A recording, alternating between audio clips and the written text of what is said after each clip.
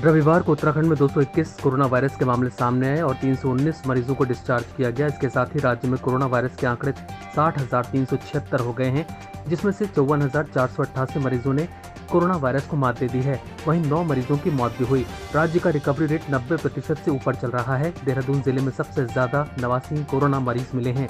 हरिद्वार में 30, रुद्रप्रयाग में 22, नैनीताल में 21, पौड़ी में 13, चमोली में 13, उत्तरकाशी में 9, ऊधम सिंह नगर में 8, चंपावत में 8, टिहरी में 6, पिथौरागढ़ व बागेश्वर जिले में एक कोरोना संक्रमित मरीज मिला है।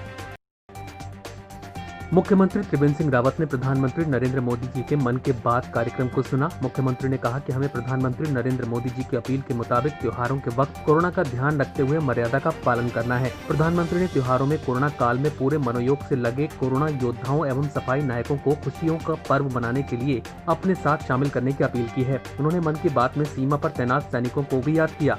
हम सभी भारत माता के इन सपूतों के सम्मान में भी घर में एक दीपक जरूर जलाएं। हमारे जवान राष्ट्र की सुरक्षा के लिए सीमाओं पर पूरे साल 24 घंटे ड्यूटी करते हैं। कहा जाता है कि राजा को शास्त्रों एवं राज्य की रक्षा के लिए शस्त्रों की जरूरत होती है।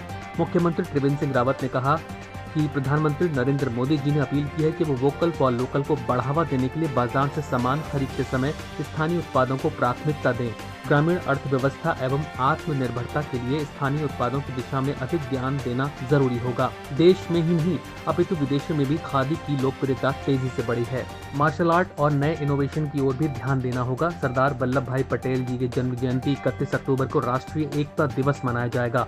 सरदार पटेल ने पूरा जीवन देश की एकजुटता के लिए समर्पित किया। प्रधानमंत्री ने ekbharat.gov.in वेबसाइट का जिक्र किया। इस साइट पर जरूर जाएं। ये राष्ट्रीय एकीकरण के अभियान को आगे बढ़ाएगा। उत्तराखंड शिक्षा विभाग ने 2021 बोर्ड परीक्षाओं में शामिल होने वाले हाई स्कूल एवं इंटरमीडिएट के इंस्टीट्यूशनल व व्यक्तिगत छात्र छात्राओं को परीक्षा फॉर्म भरने की तिथि में परिवर्तन किया। अब इसे 10 नवंबर 2020 तक बढ़ा दिया गया है। पहले ये तिथि इंस्टीट्यूशनल छात्र छात्राओं के लिए 31 जुलाई 2020 तो व्यक्तिगत छात्र छात्राओं के लिए 14 अगस्त 2020 को समाप्त हो चुकी थी। वहीं अब विलंब शुल्क के साथ आवेदन करने की अंतिम तिथि को भी 19 नवंबर तक बढ़ाया गया है। पहले ये तिथि 24 अगस्त 2020 तक निर्धारित की गई थी। कुछ दिन पहले उत्तराखंड विद्यालयी परिषद ने अपनी वेबसाइट पर हाई स्कूल व इंटरमीडिएट का पाठ्यक्रम को अपलोड कर दिया है। बोर्ड ने 30% पाठ्यक्रम में कटौती के बाद जारी GO के मुताबिक पाठ्यक्रम इंटरनेट पर डाला है।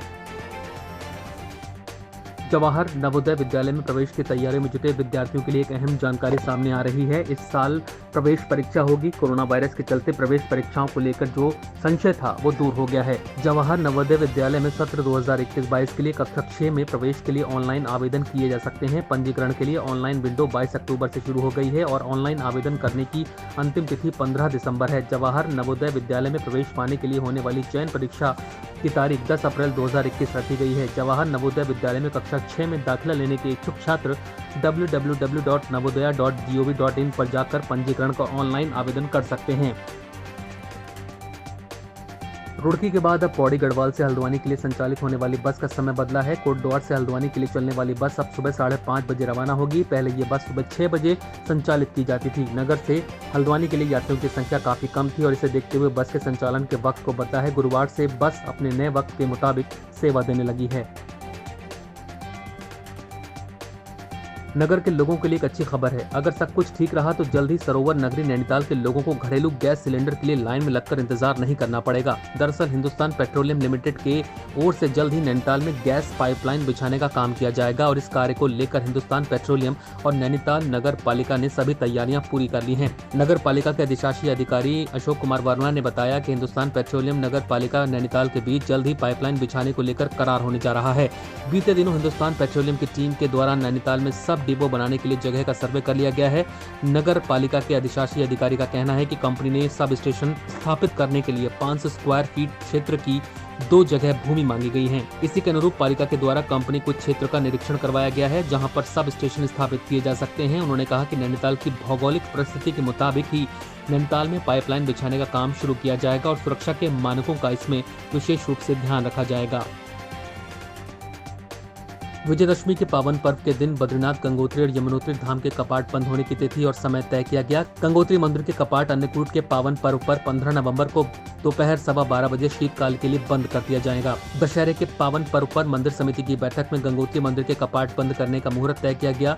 मंदिर समिति के अध्यक्ष सुरेश सेमवाल एवं सचिव दीपक सेमवाल ने जानकारी दी। उन्होंने बताया कि भैया दूज के पावन पर्व पर 16 नवंबर को मुखबा स्थित गंगा मंदिर में मां गंगा की मूर्ति को स्थापित किया जाएगा। यमुनोत्री धाम के कपाट 16 नवंबर को भैया दूज के पावन पर्व पर दोपहर 12:15 बजे अभिजीत लग्न पर शीतकालीन के लिए बंद कर दिए जाएंगे। इससे पूर्व मां यमुना के मायके खरसाली गांव से शनिदेव की डोली 7:30 बजे अपनी बहन यमुना की डोली को लेने यमुनोत्री धाम के लिए रवाना होगी। बद्रीनाथ धाम के कपाट 19 नवंबर को अपराह्न 3:35 पर मेष लग्न में बंद होंगे।